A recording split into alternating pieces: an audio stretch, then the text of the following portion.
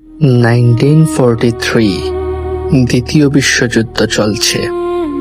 একদিকে ব্রিটেন, যুক্তরাষ্ট্র এবং তাদের মিত্র দেশগুলো, অন্যদিকে জার্মানি, যার নেতৃত্বে ছিলেন অ্যাডলফ হিটলার।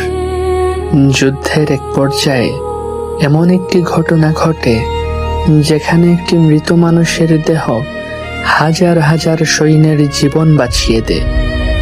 অবিশ্বাস্য হলেও এটি শতভাগ সত্য ঘটনা।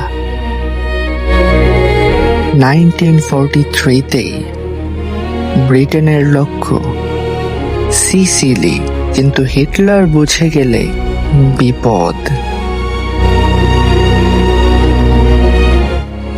ব্রিটিশ গোয়েন্দা সংস্থা একটি সাহসী পরিকল্পনা করল। তারা একজন মৃত মানুষের দেহ সংগ্রহ করল। তার নাম বদলে রাখা হলো মেজর উইলিয়াম মার্টিন, যেন তিনি ব্রিটিশ সেনাবাহিনীর একজন কর্মকর্তা। তার পকেটে রাখা হলো পরিচয়পত্র, ব্যাংকের কাগজ, প্রেমিকার ব্যক্তিগত চিঠি, এমনকি সিনেমার টিকিটও, যাতে সবাই বিশ্বাস করে তিনি সত্যিই একজন মানুষ, যে কিনা একজন আদর্শ সামরিক কর্মকর্তা। সবশেষে তার ব্রিফকেসে রাখা হলো একটি গোপন সামরিক নথি। সেই নথিতে লেখা ছিল ব্রিটেন ও যুক্তরাষ্ট্র নাকি গ্রিস এবং সার্ডিনিয়া আক্রমণ করবে।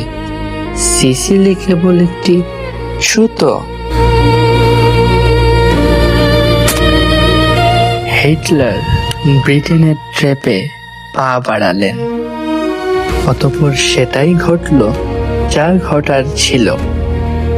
জার্মান সেনারা সেই সৈন্যটিকেই খুঁজে পেলেন যা ছিল ব্রিটেনের ট্র্যাপের অংশ, এবং তারা নির্দ্বিধায় সিসিলিতে আক্রমণ করতে পারল, কারণ অ্যাডলফ হিটলার সৈন্যের মজুদ কমিয়ে বিভিন্ন জায়গায় ছড়িয়ে ছিটিয়ে রাখেন, যাতে এদের দমানো যায় এবং তিনি ট্র্যাপড না হন।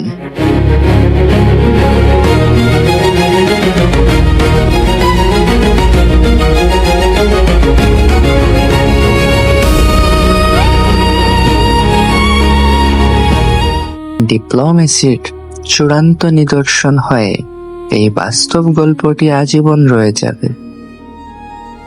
যাই হোক, আবারও ফিরব নতুন কোনো গল্প, জ্ঞান বা বাস্তবতা নিয়ে।